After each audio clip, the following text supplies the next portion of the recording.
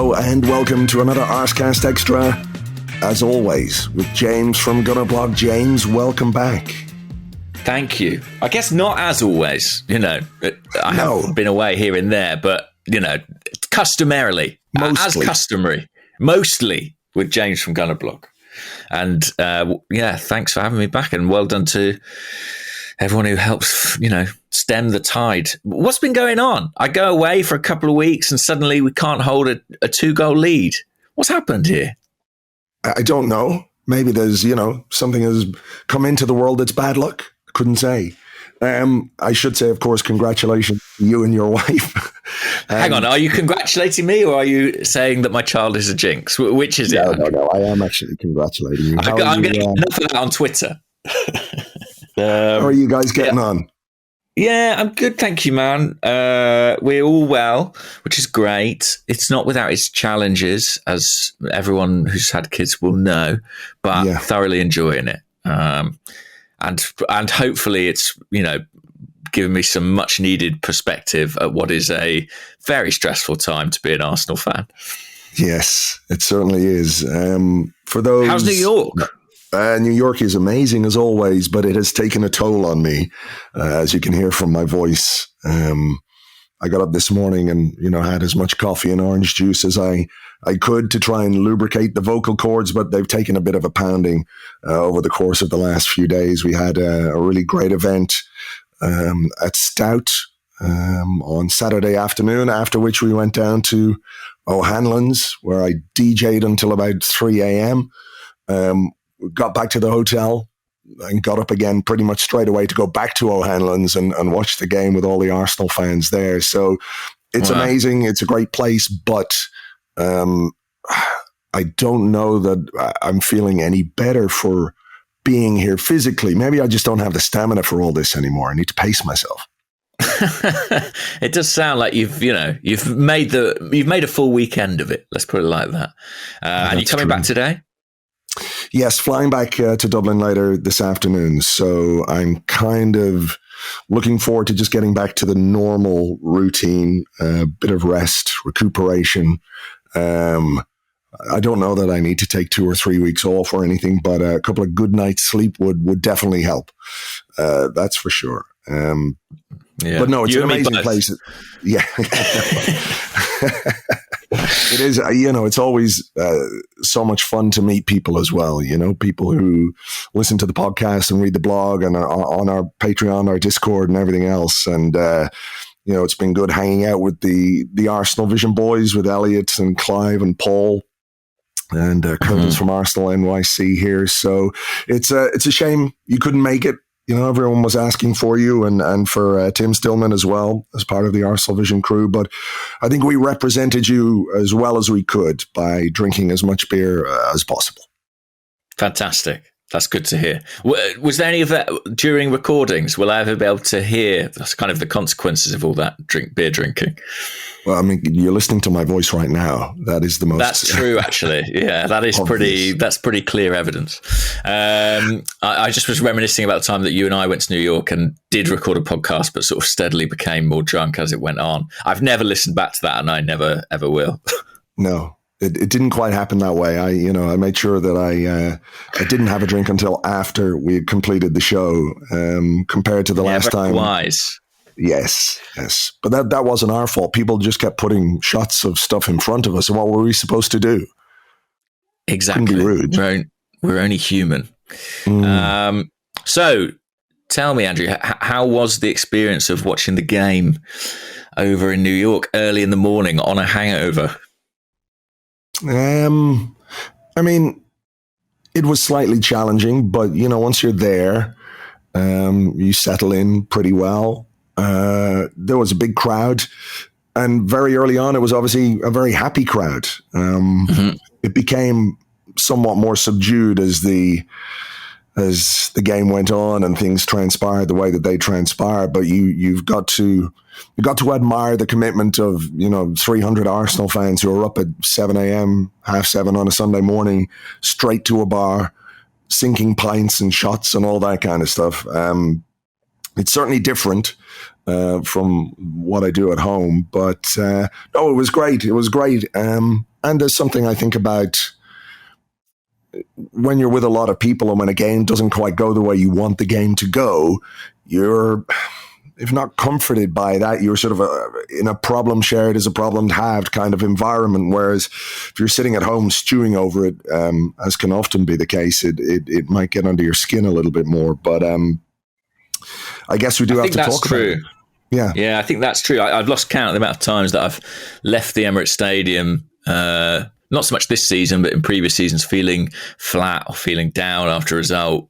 And then you think, well, I'll just stop by the pub and, have a chat about it and have a drink. And, an hour later, suddenly it's all a lot more palatable than it seemed at full time. But no getting away from it. This was a disappointing day, really, for Arsenal to drop a couple of points, especially, as you alluded to, given the amazing position they were in with, 10, 15 minutes on the clock. I'm really curious as to what you think about this, because obviously what happened last week against Liverpool, it wasn't quite the same, but it was the same lead that we squandered, having played really well at the start. I thought what Mikel Arteta, there's my voice going, but I thought what Mikel Arteta said after about this, about how his team made a huge mistake. And I think we normally tend to think of mistakes as like somebody doing something, wrong in an instant or whatever it might be. And there were perhaps a couple of moments of that. But how did you analyze what he said after the game about that huge mistake, which I think is basically not capitalizing on the fact that we went 2-0 up so early on? Yeah, I think he wanted Arsenal to go on and look for the third or the fourth and completely kill it. It's an old adage, isn't it, that 2-0 is the most dangerous scoreline in football. But I think Arsenal have found that out to their cost over the past couple of weeks. It's a really tricky one, this game. I think that I understand what he's saying, go and kill it. But I think at 2-0 up, away from home, what Arsenal have done so well for the majority of this season, it's not always been going and killing it, it's been controlling it. And control is about two things. It's about having possession of the ball and the territory and maintaining a threat, but it's also about decision making in crucial moments. And, the first goal that Arsenal conceded was the most obvious example of a goal out of nothing that you will ever see. I mean, West Ham offered no threat. They weren't in the game. It was a silent stadium, and we just gave them a lifeline. And it was pure carelessness, really. And for me, not to disagree with Arteta, but I think that is the real crime here. Of course, if you go and get a third and fourth goal, it does kill it. But I think that's easier said than done. I think what's more within our power, within our control, is to just maintain that lead, maintain that position. And the fact that we didn't do that, I think, was criminal, really. Against Liverpool, it's understandable to an extent. Although they've had a bad season, they are a good team with some very good players. But West Ham this year are just not the same calibre of side, and Arsenal from that position, it should have been an insurmountable lead, and to lose it like they did is really, really disappointing. No, for sure. I've seen people talk about arrogance as part of the reason why this happened, and I don't know, I struggle with that a little bit in the sense that they just lost a 2-0 lead last week. They know it can happen, but like you said, getting to 2-0 and then getting the third, getting the fourth is a bit easier said than done. If the huge mistake is not scoring the third or fourth goal, we had chances maybe later in the game to do that. But the thing is, we make that, if that's the big mistake, we make that mistake more weeks than not. A third and fourth goal in any circumstances is difficult. I just think, given the experience of Anfield, it felt of critical importance that Arsenal saw this half out with that lead intact. And I think as soon as they didn't, doubts inevitably started to creep in. And listen, there were some big concerning elements about this performance, but two moments will haunt me, I think, if Arsenal don't go on to win the league. And one is the first goal we conceded because, as I said, it was completely out of nothing. And the other is the missed penalty because we were gifted a chance to reassert control and take the game back into our hands, really, right at the start of the second half. And we passed it up. And those are two huge moments, not just in this game, but in the title race, potentially. Well, let's talk about the first West Ham goal then as one of the big mistakes. Thomas Partey, he performs that little, if you want to call it a trick, quite often, where he kind of scoops the ball beyond the player and surges through the midfield. We've seen him do that. And I think we've talked a little bit about the risk reward element of how we play.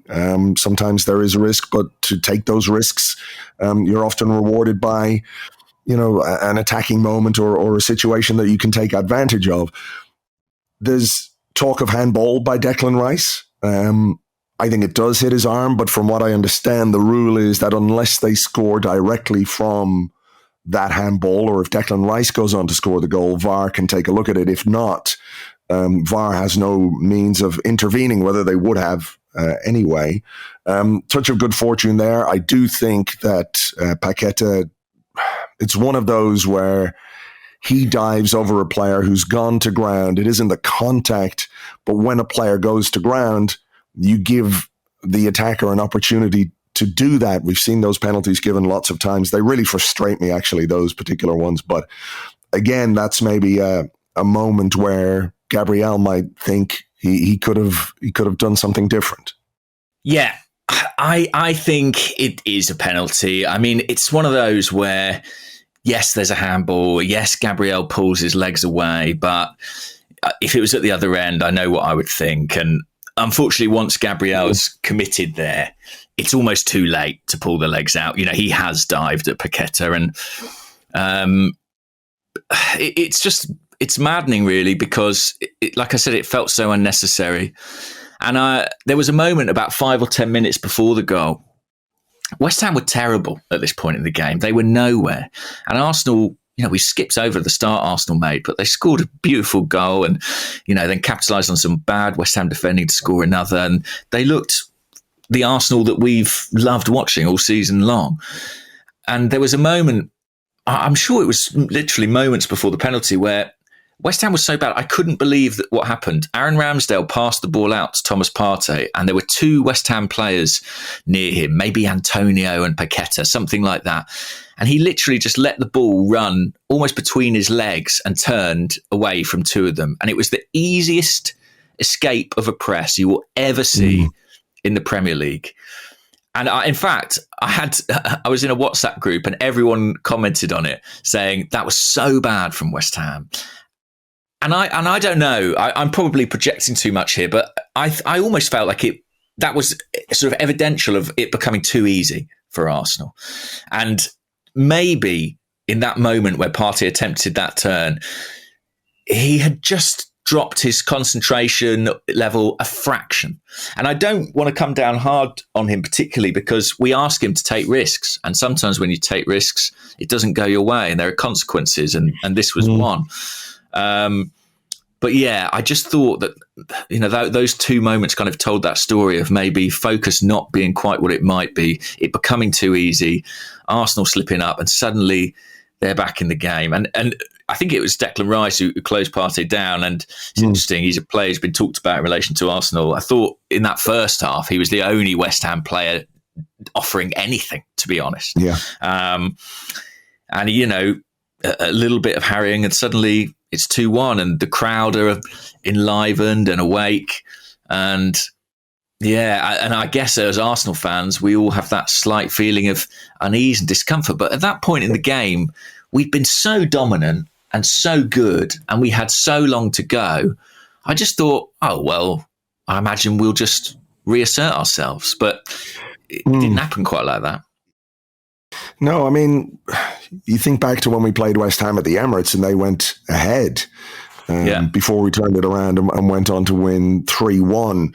And I guess maybe we're at a point of the season. By the way, I didn't mean to sort of skip over the start and how good we were. I was going to come back to that because I think it is worth talking about. But I do wonder if we're at a point in the season where the psychological aspects of what is happening in terms of pressure for points, the closeness of the chasing team, the prize on offer, you get one more game, and your margin for error, so to speak, is diminishing. But I do wonder if like at this business end of the season, there are more psychological aspects to explain why a team did what we did in this game against West Ham, where we were commanding, playing brilliantly, scored great goals, and then ended up with only a point rather than 3. We've talked about maybe the age of the team or the youth of the team maybe being a positive in the sense that they haven't been through something like this before, so they don't quite know what to be scared of. But I also think that just the sheer pressure of going for the Premier League title starts to manifest itself in ways that you don't necessarily expect. I think that's a reasonable assertion to make. I think, we're experiencing it as well as fans. These games and these points feel like they matter 10 times more than the same number of points earlier in the season. 3 points versus 1 point in August is okay. Yeah, we'd prefer 3. At this point, it feels life or death. It feels critical. And that must be in the players' minds too. You've also got to bear in mind we're in a situation where pretty much from now, or from Liverpool until the end of the season, we play after Man City. So, we're always aware of them breathing down our neck. Maybe that has some kind of psychological impact. Whatever it is concerning. And actually, there'll be a lot of narrative around Arsenal's performances over the past couple of weeks. Is it pressure? Are they, crumbling, faltering, bottling? I think there's something else that that needs to be talked about, which is, are they defending well? And have they been defending well in recent weeks? I think this is really interesting because, one thing, it's not one thing, I'm sure people have talked about. I just haven't seen it maybe because I haven't been as online as I would normally be. But let's say, for example, we were going into a game like this with Eddie Nketiah starting up front and Reece Nelson as one of our wingers, right? So you take out a significant percentage of your first choice front 3. Are you going to be the same team? Probably not. We're playing this game with 50% of our first choice back 4 gone. Zinchenko wasn't there, and we know how he impacts this team. I think we had some conversations yesterday about Thomas Partey and whether or not he missed Zinchenko more than anybody because he's got that player standing quite close to him in midfield, whereas Kieran Tierney, isn't that player and doesn't do what Zinchenko does. Rob Holding, at centre half ahead of William Saliba. I don't think in and of himself Rob Holding has been, particularly bad, but I think you miss your first choice player. And I think the impact of missing those players becomes evident over a number of games rather than in one individual performance, for example. So I don't think the team, maybe I'm getting this wrong. I'm not going to say that the players don't trust each other. I just wonder if collectively we don't trust ourselves to play in the same way with Holding and Tierney that we do with Saliba and Zinchenko. And, when you talk about controlling games and controlling possession, I think we do that much better with those 2 guys in the team. I definitely think that's true. I also think that there have been some defensive worries that kind of even predate the absence of those players. If you think back to mid-February, 2 goals against Aston Villa. A couple of weeks later, 2 goals conceded against Bournemouth, 2 against Sporting, conceded against Palace and Leeds at home when we didn't really need to, 2 at Liverpool, 2 at West Ham. I just think some of the defensive security that we had, and a lot of that is linked to individual players, definitely, but I also think from a collective perspective has dropped away.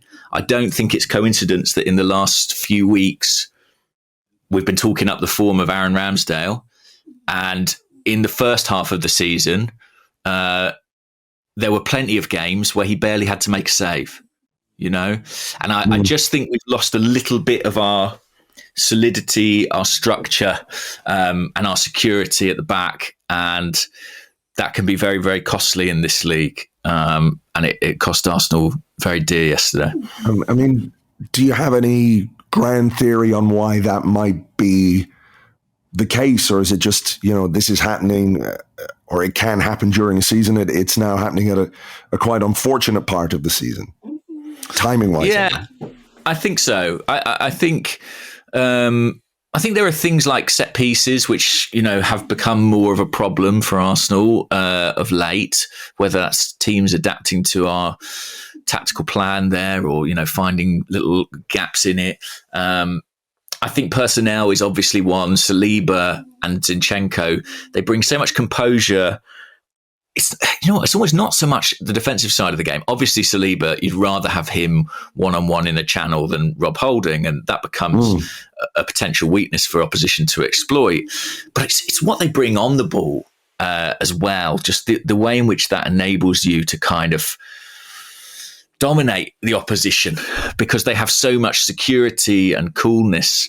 I think without that, we really lack it. I saw, your friend of mine, everybody's favourite pundit, Gary Neville, talking after the game yesterday on Sky, and he was saying, in that last 20 minutes, I saw Arsenal defenders kicking the ball away and, putting it out into touch and just, knocking it up in the air. And I thought, that's not a good sign. And I thought, well, that's a fair enough observation, but you have to contain within that observation the fact that it is half of their first choice back four. And we are missing two players who've been absolutely instrumental in getting us to this point. Technically, psychologically, have been huge contributors. And when you think about the fact that Arsenal maybe have become a bit more haphazard in possession at the back, you have to look at their absence as part of it. So there are a multitude of factors, but and they're not excuses. I think any team that's 2-0 up in any game should win it. I think we're pretty clear on that, but we're just trying to unpick why this is happening. Well, let's go back to the start then, because I think we should point out that we did start really well and we scored a couple of really good goals. I know you could maybe look at some of the West Ham defending, but Gabriel Jesus with another goal since his return from injury. Martin Odegaard with another goal. Is that him in double figures now? I can't. Could well be. And I think the Jesus thing, it's funny, because we haven't won the last couple of games, we're not talking about it, but he's having a real impact and goal scoring impact again, which who knows could yet be vital. Yeah. It's a sort of a weird one as well, though, because I know he is coming back from the injury and everything else. But, when we're trying to win a game, we don't end with him on the pitch or Odegaard on the pitch as well. And I know Mikel Arteta's substitutions have taken. Yeah, look, I don't think Odegaard played particularly well. Certainly not as well as we have seen him play. But I'm just looking at who is in this team, who is on the pitch, who could make the pass, who could find the moment. And maybe I'm wrong about this, but I feel like since he's arrived, Odegaard has had a couple of late moments in games that have been really positive. So the substitutions are always under the spotlight when you don't win. But the moment, I think, as you said, that might haunt us and the team and maybe Bukayo Saka, I don't know. I mean, although I would back him to not get too despondent about this, is the penalty in the second half. And I think it's very easy to say if it goes 3-1, I don't think we lose that game. No, it was a gift, really. A chance to regain our lead, regain our composure in the moment. I have to say, I wasn't confident about it Why? I don't know. Maybe it's the pressure getting to me, Andrew. Maybe just the pessimism of the supporter. But I didn't feel sort of like, yes, this is a goal. And God love Bukayo. It's a bad penalty. It is, yeah. It's one of the bad ones.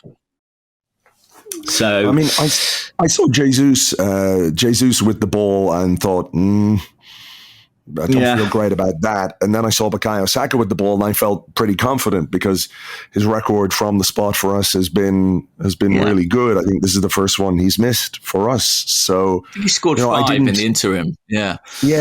So I didn't feel a lack of confidence when he picked up the ball. I don't know how much hindsight applies to that, because I think there is a natural, oh God, he's going to miss this, isn't he? Blah, blah, blah.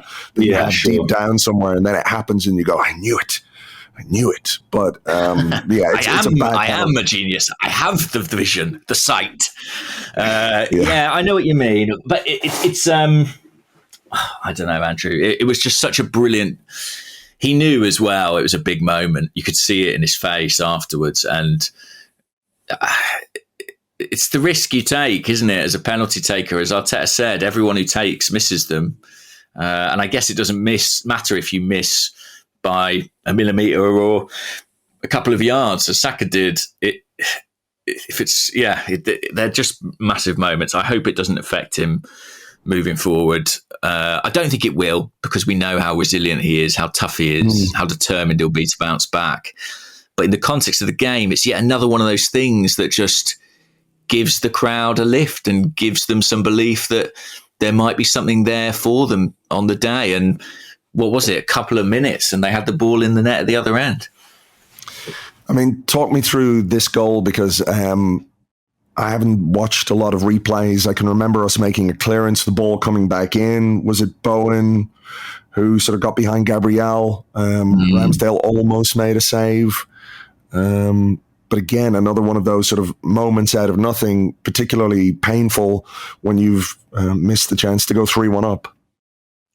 Yeah, it really is kind of out of nothing. I think what happens is Gabriel makes a clearance, a headed clearance, and basically chases up, rushes out of his hole, as it were, and vacates a space which Bowen is very much in.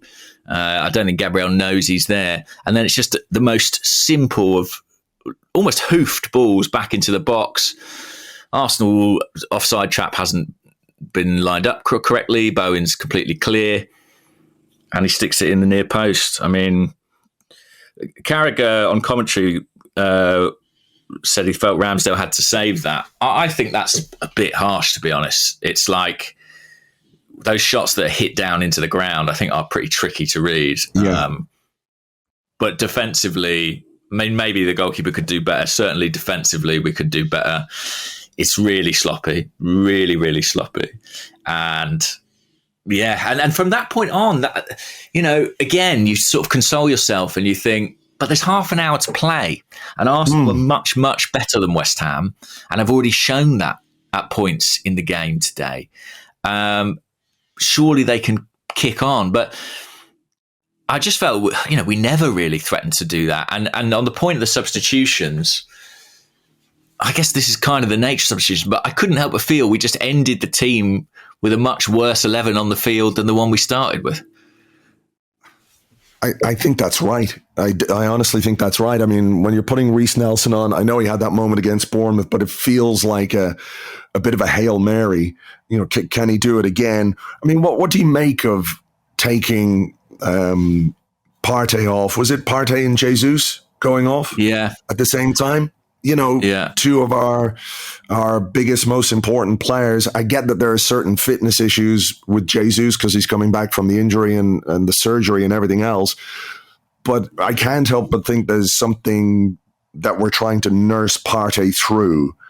He had a physio go with him on international duty, which is probably a big fucking clue there. But you're desperate for 3 points. 3 points. I'm not getting emotional. My voice is terrible. That's probably what Arteta sounded like in the dressing room after the game, I imagine. But you know, what do you make of that substitution? Because if he's 100% fit, surely he doesn't come off. The Partey one, I think, was more understandable because he was on a booking. They were both on bookings. But Partey in his position, I think that's maybe more of a risk. And he had, I think, not a particularly good game.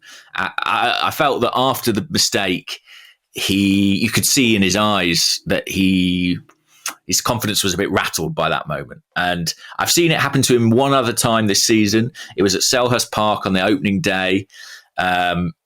The crowd were really on his back and he was rattled and it affected his performance. And I saw it a bit at West Ham yesterday. Doesn't happen often, but it can happen. So the Jorginho one, I could make more sense of. The Jesus one, listen, I'm not a physio. I don't have the medical knowledge to back this up.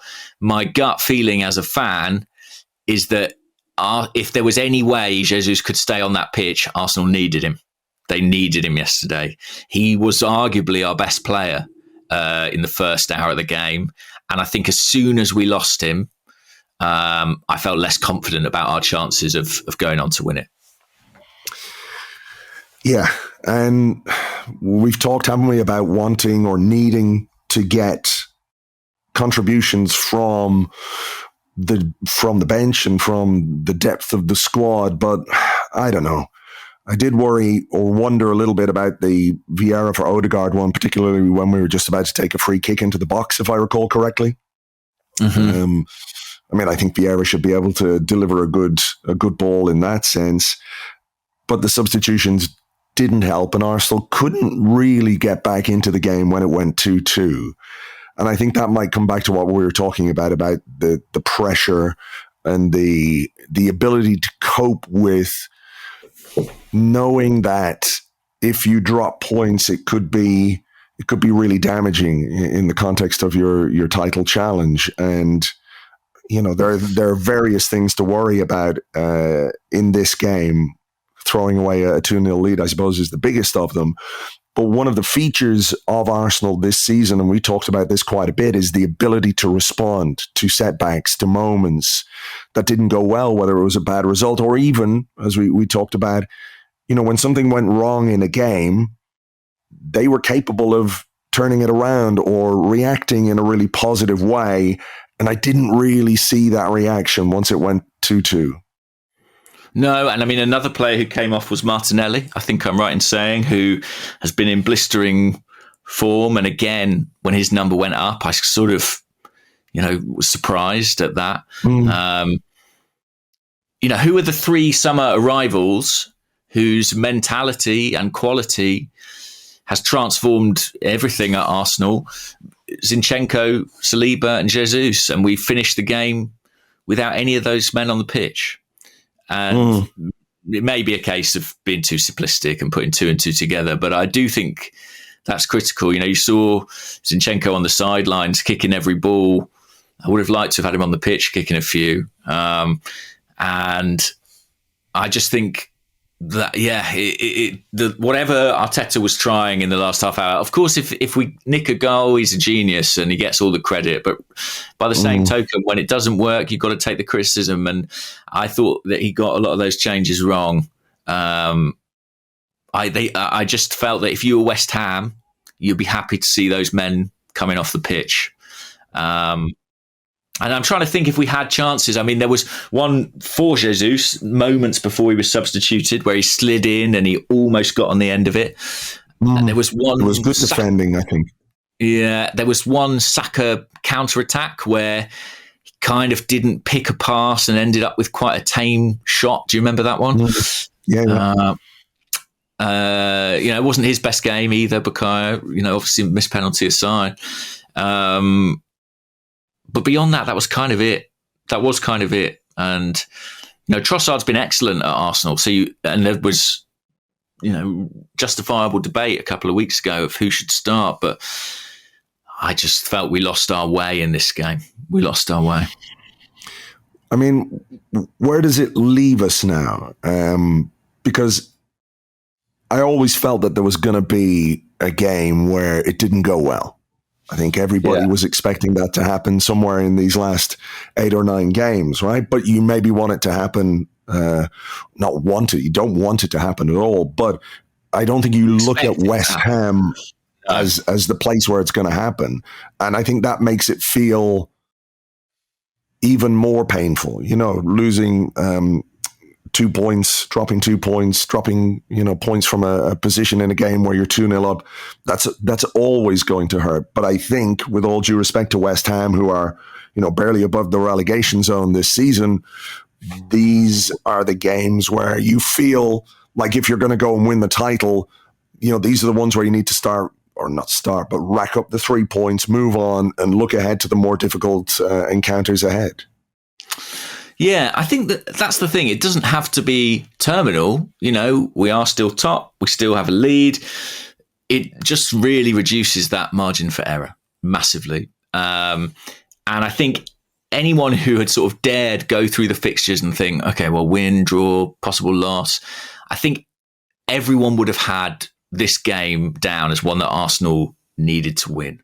And in a funny way, I think people may argue with this, but I sort of think if Arsenal had turned up and just not performed and got rolled over by a bullish, physical West Ham, conceded a couple of goals and lost the game, and Arsenal had just not been themselves at all, in a funny way, I would sort of find it easier to live with, because you just go, right, that was awful. Consign that to the bin. Every season you can have a game like that. Next week we go back again. We get back on the horse.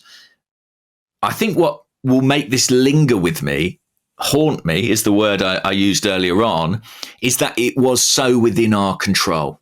That there were 2 points there. We had our hands on them, and then we let them slip through our grasp. And successive weeks, like I say, I think it is much more understandable at Anfield than it is in this case. But just think what those 4 points might have done for us. It is painful to think that we have let them pass by. And I think it's painful too. Like, it's kind of on us, it's all very well sort of raging against VAR or a dodgy referee or whatever it might be.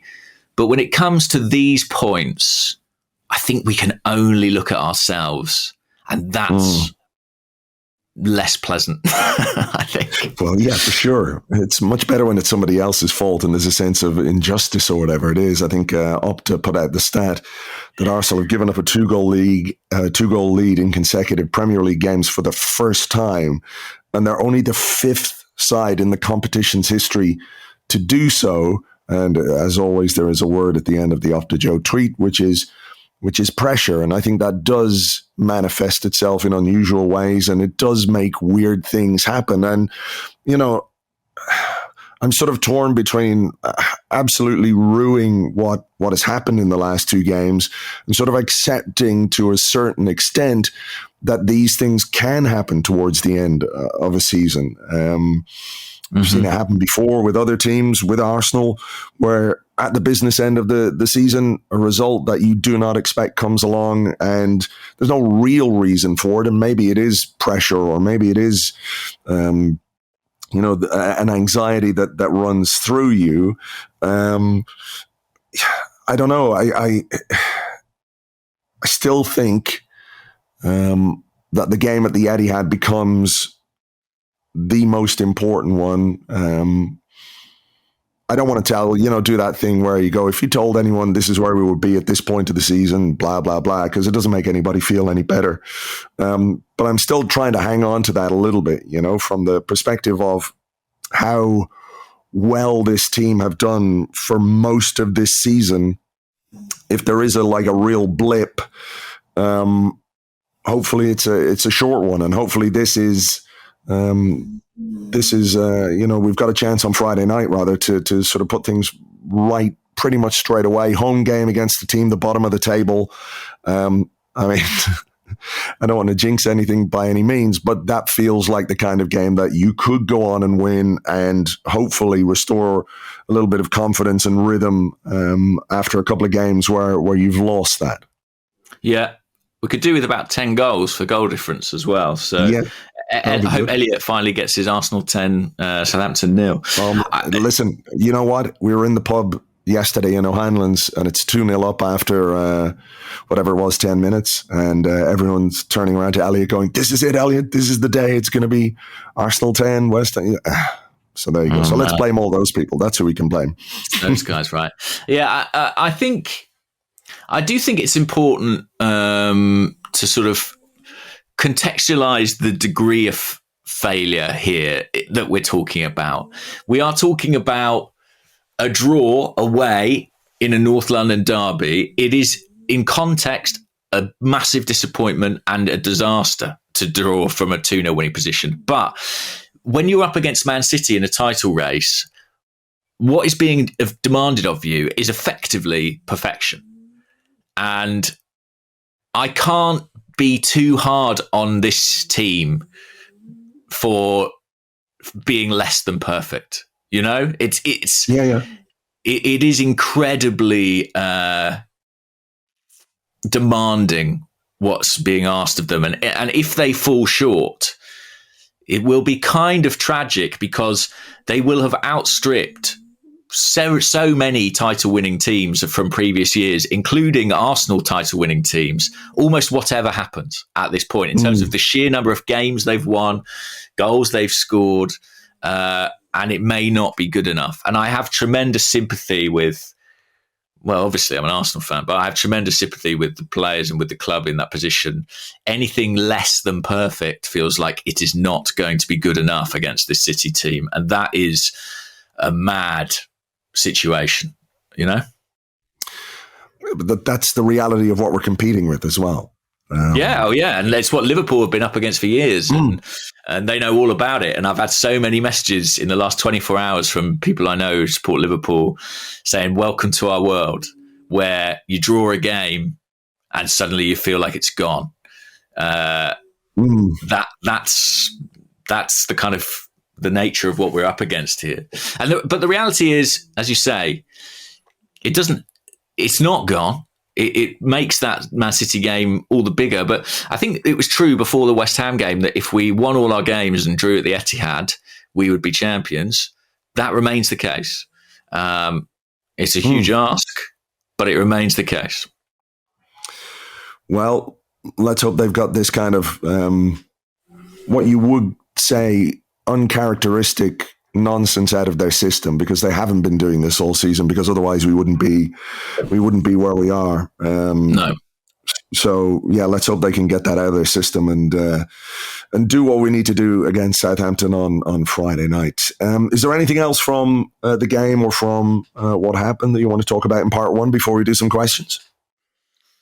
Not really, no. Just pay a quick tribute to Tottenham having their own 95th minute winner against Bournemouth, albeit for Bournemouth. That was so funny. That was so funny. Oh my goodness. I laughed a lot. Do a last minute winner in a 3-2 game against Bournemouth, but make it Spursy. And they really did that. So fair play. It was on here in the hotel room, in my hotel room, and it went to 2-2. And I was like, oh, fuck. I'll just turn it off because, you know, I don't like to see them have any tiny bit of happiness. Even a draw is too much happiness for me to live with.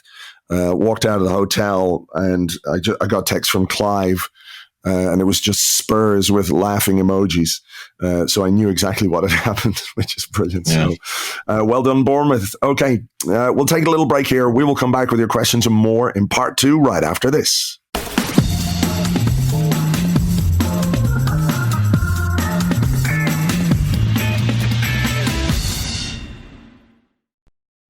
Welcome back to the Arsecast Extra. This is part two of the show where we answer the questions that you sent to us on Twitter at GunnerBlog and at Arseblog. Also on the Arseblog Discord chat server, which you get access to if you are an Arseblog member on Patreon. And the first question comes from the Discord, and we had a lot of questions about about this. This one is from Bouncy Sean, who says, badly morning, gents. What the fuck is going on with Smith Rowe? We were desperate for a goal yesterday, so why not bring on our top scorer from last season? I think he was the second top scorer, but still an excellent point. There was a bit on the TV footage, wasn't there? It was about 76, 77 minutes, and he's sitting on the bench. He's not even warming up. And I got to say, some alarm bells started ringing there in my head about that. Yeah, it's a curious one. And from what I'm told, Emile Smith Rowe is fit. He's available. He is ready to play. And he's not getting the chances at this point in time. It is curious, actually. I know Nelson obviously had that brilliant moment against Bournemouth, but he was a substitute who came on for Smith Rowe in that game, if I recall correctly. Smith Rowe appeared to be ahead in the pecking order at that time. Not so now. I like Fabio Vieira as a player, but I'm not sure there's enough I'm not sure he's that far ahead of Smith Rowe to be getting as many more minutes as he's getting at this point in time. And it does make me wonder about the player's future. We sort of say it about Kieran Tierney. Oh, he's not getting picked. Maybe he's earmarked for a summer departure. I am beginning to wonder about Emile Smith Rowe at this point in time. What do you think? Me too. I think it suggests that there's something not quite right. I don't know what, whether it's how he's training, whether something has, happened between him and the manager, whether Mikel Arteta just doesn't trust Emile Smith Rowe on the pitch anymore. I don't quite know, but I really found it hard to understand why a player who was often quite effective coming off the bench last season as well, scored goals from off the bench, sat down for the entire 90 minutes of that game yesterday when we needed something or someone to step up and provide us with a bit of magic, a bit of a moment, a goal, even maybe to change the way that we play. Because I think Smith Rowe has some qualities that you don't necessarily get from some of the other players, that ability to burst between the lines, in the final third, the quality of his movement, he's quicker than people expect as well. So, like I said, it really got some alarm bells ringing in my head, because I think on paper anyway, he should be coming on ahead of Reiss Nelson. And I agree, he should be coming on ahead of Fabio Vieira in any normal circumstance. The fact he didn't get on the pitch at all suggests that there's something's not right there. I don't know what, but it's pretty obvious that there's something, right? I think all season long, I've kind of laboured under this idea that Smith Rowe would get his moment. Trossard has had moments. Reiss Nelson, of course, had his. He's not going to get a moment if he doesn't get a chance. And right now it feels like he's, pretty far down the pecking order and not really in contention. It almost feels like he's been written off for the season and, come back after a full pre-season or if at all. But it's a strange one and it's a pretty swift, fall from grace because he was in the first 11 for much of last season. It's hard to understand. Yeah. Maybe we'll find out a bit more information, which might make it make sense. But like I said, on paper, on purely footballing terms, if he's fit and he's not getting on the pitch, it's hard to make any sense of it beyond there being something that we don't know. Maybe he went to Paris, but he didn't come back within the allotted time frame. He'd be out of the squad entirely there. That's true. I think we'd probably know all about it. Stripped of the number 10 shirt. Terry Dunn says, is it safe to go on Twitter yet? I haven't been on since West Ham equalised. Of course it's not, Terry. Stay away. Preserve your sanity. What about this? It's pretty straightforward. Teton Guna says, will the title be decided at the Etihad? I think if Man City win, you could probably say yes, it will be decided at the Etihad. I mean, if Arsenal get a result there, then no. And I'm hoping that we can get a result there and keep things going. People said kind of the same about what happened when Man City came to the Emirates and won and went top, and it was very much a case of, well, that's it now. This is what's going to happen. City will just kind of extend their lead, and it didn't happen. It went the other way. Is the game at the Etihad absolutely crucial? Yes. Is it necessary for Arsenal to get something from that game? Yes. Whether it's a win or a draw, we have to get something from that game. I think if we don't get anything from that game, then that's it. But I don't think, obviously, when it comes down to points, that the game at the Etihad will be the one where the title is decided in and of itself. But if we don't get something from that game, I think we're toast. What about you? I think I agree with that. I don't think we can win it at the Etihad anymore. I mean, obviously not literally, but I think there was a point in time where we had a kind of 5-point lead, 8-point lead. If we went with that to the Etihad and, got something, I think that would have as good as done it for us. I think now we can't win it there because we've got too many other difficult games and our form is too much of an unknown at this point in time. I think we can lose it there probably. I think if I'm with you, I think if they win that, very difficult to stop them. I just think the psychological swing, which already sort of swung a bit in their favour yesterday, would just be enormous if they win that one. And it would take something pretty astonishing for it to not go that way. So I think we sort of, I don't think we can win it there. I think we can lose it. But I like this comment from Dan Massey 10 on the Discord. And Dan said, Anfield 89, Old Trafford 98, and 2002, Etihad 23. If we're going to win this league, we will do it the way we always have. I think there's something to that, that we don't always make it easy for ourselves. And we have won titles in the past where we've had results where you think, fuck, it's gone now, or it's going to be very difficult for us to deal with that. I'm sort of half banking on the sort of parallels between 89 and this season and this team and the way it's been built and the managers and the discipline and all that kind of stuff. And, there are a couple of results on the run into Anfield 89, which meant that game became so important. I think there are all kinds of parallels when you consider how good Liverpool were back then is sort of the equivalent of Manchester City now. So I'm hanging desperately onto that kind of stuff. And, I would prefer if we did do it the easy way, but doesn't seem to be in our DNA. Here's a question from Josh on Twitter at JoshMill96. It's quite clear that Tierney can't play the left back role like Zinchenko can. If Zinchenko is out in the future, do you think Arteta may start Xhaka there instead? He sort of finished with that yesterday, didn't he?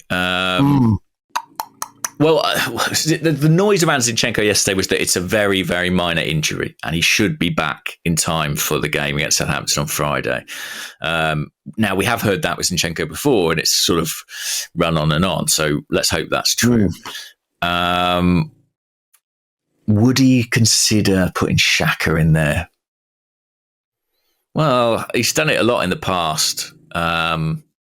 But I don't think there's anyone sort of banging down the door to come in and play Xhaka's position. So I'm going to say no. I'm going to say that he would stick with Tierney. What do you think? I know that you're not a fan of Xhaka at left back traditionally. No, traditionally not. But I don't think he would play him there either. But I do think what we're seeing, as much as I love Kieran Tierney, I think the limitations to his game, are evident in possession, on the ball, he just doesn't quite give you enough. And I think that's there's always been a touch of, how would I put it? He can be a bit industrial at times, like just lump it clear rather than back himself technically to take the ball down and do something with it. But there was an interesting question here from Ant, also on Twitter, who's at Ant_Walter3. And he said, is Trossard's form too good to just be making sub-appearances for 20 or 30 minutes? He feels like one of our most technically secure players right now, and he started 6 of our 7 games in the recent title-winning run. The difficulty is who he replaces. Would deploying Xhaka at left-back maybe give you the option to play Trossard where Xhaka normally plays? And I'm not saying that's, what I want to happen, but there is a bit of a jigsaw puzzle that might just come together. Yeah, I think there are opponents you could do that against. I've seen a couple of people also positing, could you play Saka where Xhaka plays? I'm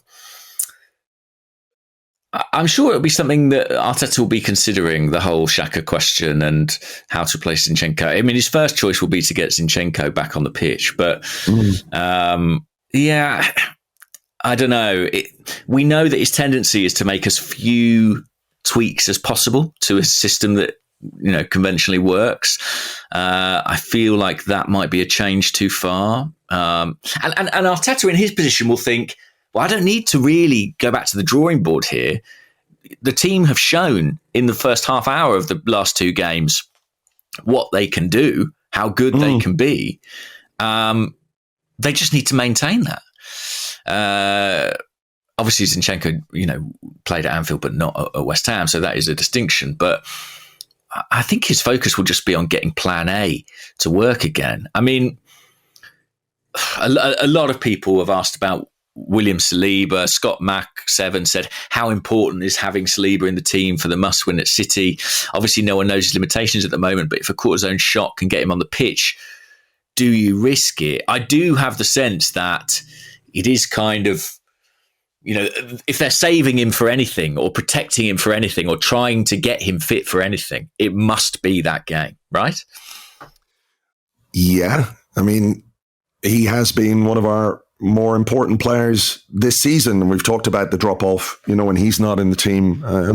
Similar with Zinchenko and Tierney. I think there's obvious drop-off between Saliba and Rob Holding. I mean, I don't know anything about Saliba. Yeah. I don't really feel that confident that he's going to be back anytime soon. They're making positive noises, or they're not allowing any negative stories to get out there. But how long ago did this injury take place? I know it was in the Sporting game that he went off, but I think Mikel Arteta talked about how it was an injury that he picked up in the Fulham game. So how long has he been out now? A month? And he's not even back, because there was an international break, of course.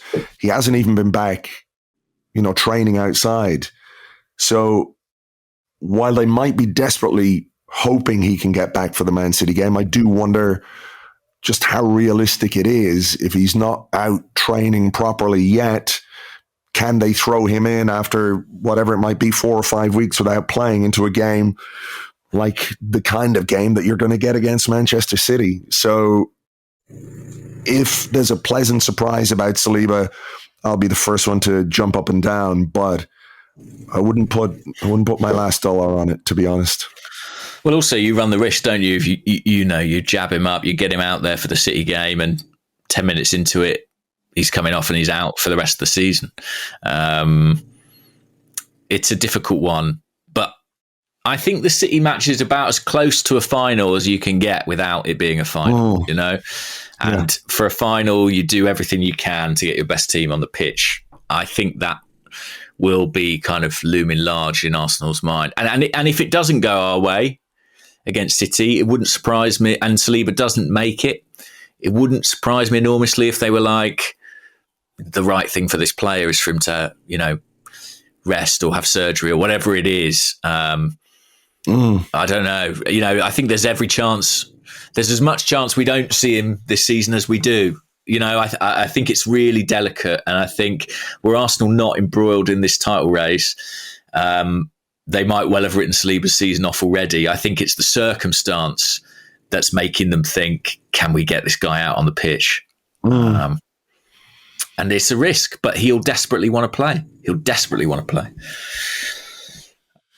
Maybe this week will tell us something if he's back out there a little bit. It'd be a great boost to see, wouldn't it? It would, yeah. It would. Get that first choice 11 out there because, I think when they all play, the record is very good. The question is, how quickly can he rediscover form or find his rhythm? There was a little bit of a question at our event the other night where someone talked about Saliba's post-World Cup form, where it did take him maybe 2 or 3 games just to get back to where he was because he'd spent, a month not playing. That's true. That's another aspect of bringing him back, Yeah, very true. I just think back to that FA Cup game, and although City won it in the second half and got their goal in the second half, we coped much better with the threat of Haaland with Saliba on the pitch than we did in the first half with Gabriel on holding. So I do think it would be really significant, but we'll have to wait and see. We'll see. Okay, I think it's my question, is it? So yeah, go on. Here's Philosopher, who says, morning chaps, why are people fixated on the idea that Arsenal can't handle pressure? The past 2 games I was nervous beforehand, but the players appeared to thrive. The games went off track when they began to look comfortable. Can this team handle a lack of pressure? That's a really smart question, I think, because Arsenal have, I think, thrived in some pressurised situations all season long. Look at the late winners that they've produced. There have been many times where City have got a result and everyone's looked at Arsenal and thought, can they match it? Can they do it? And they've gone on and done it. And I think actually, if you look at Anfield, you look at West Ham, I think the errors came when it was almost too easy, which sounds crazy, doesn't it? But I think there is an element of that. I think that the pressure has brought a sort of laser focus to a lot of what we've done. And the eye maybe has just gone off the ball a little bit in those games. It's so frustrating because the prize is so great potentially, and the points are so costly to drop. But I think he makes a good point there. And who knows how they'll fare at the Etihad, but I think they will feel good enough to go there and get something. I think they felt that in the home game, and in the first half, they were the superior team.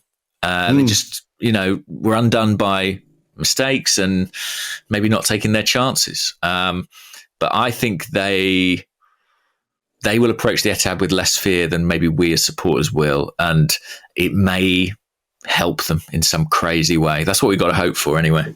Yeah, we had another question from DanLab01 who said, do you think this result might help? I think he's talking about the West Ham game. James mentioned a few weeks ago about the issue when the team doesn't know whether to go for a win or play it safe. So does today's result now actually make our minds up for City away and we have to go for it all guns blazing? I hope so. And look, it's not to sort of justify points drop, but it does remove the margin for error, which is, on the one hand, you don't have your safety net. On the other, there's no lack of clarity about what you need to do and how you need to do it. No, and I think if we go to City with this back four or anything like it, and with this kind of form and defending, that makes up our mind too. Our best chance of getting something at City is our attacking threat, and we probably have to go there and score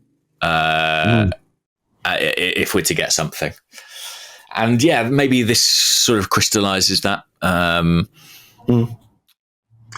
think we're looking for the silver lining here. But yeah, well, that's it. We're desperately. There was another question here from JMart91. We've talked a lot about Saliba and Zinchenko. He says, I feel the last two games have shown how much we miss Tomiyasu. Ben White seems to struggle at right back for 90 minutes. He could also cover all the defensive bases. And, you know, there were times this season when Zinchenko wasn't available and Tomiyasu was the guy who started at left back, not Kieran Tierney. Yeah, I've said it before. I think Tomiyasu is the fifth defender in the back four. And I think there's almost any player who came out of it, he might be the next to step in. So to lose him and Saliba at the same time, it's kind of a compound blow, isn't it? Yeah, he is missed. And suddenly we look like we don't have, you know, reserves of depth and quality at the back, which I don't really think is accurate. We just lost two players to injury at the same time. Would you, I mean, there was a few questions to this effect, but would you give any thought to changing the centre-backs? Like, would you consider any of the sort of moving Ben White into centre-back scenarios that are out there? The difficulty is we don't have a right-back then. Yeah. Ben White has been one of the best in the Premier League this season. So I know he can play at centre back and there must be a temptation, but you don't have another right back. This is where I think the Tomiyasu injury has been so impactful because, you know, he is the perfect guy. If you want to move Ben White and play him ahead of Rob Holding, then you've got Tomiyasu. Similarly, as I just mentioned with regards left back, I don't know. I just don't think there's quite the balance there to be able to do that. We do have another centre half, but he's a left-footed centre half, Kivior. We've had this conversation and this discussion time and time again about how you never really see two left-footed centre halves start together. Even though you see two right-footed centre halves start together all the time. I don't know what it is exactly, but you never see it. So I don't think I would change Ben White because actually, you know, even if you think back to when we were good against West Ham, he's a guy who got an assist for the Gabriel Jesus goal, the way he overlaps. He's, you know, scored a few goals. So I think what he does at right back is too effective to produce the kind of imbalance that we would get. Like who is the right back? I've seen, you know, Reuell Walters on the bench, but I just don't know about using a young guy at right back, and I'm not sure that that's exactly where he plays anyway. No, I mean, I think he plays plenty of football at right back, but you know, the inexperience is a big factor there. The other one is Partey, isn't it, that people have mentioned, but then you're taking him out of the midfield. Plus, he can't do 90 minutes in a game. So there's, you know, in midfield, I'm not saying it's easier to play midfield on right back, but there's a lot of ground to cover up and down that wing. I just don't know that Partey could play 90 minutes in that position if he can't play 90 minutes in midfield. Very true. Yeah, I don't know if his hamstrings are up to the task. So I think we have what we have at the moment at the back. I'm just trying to think if there's some sort of out of the box solution that we're not discussing, but I don't think so. And I think that's unfortunate because, you know, if you lose Saliba, but you've got Tomiyasu there, it's kind of a plug and play replacement, even if you swap him with White.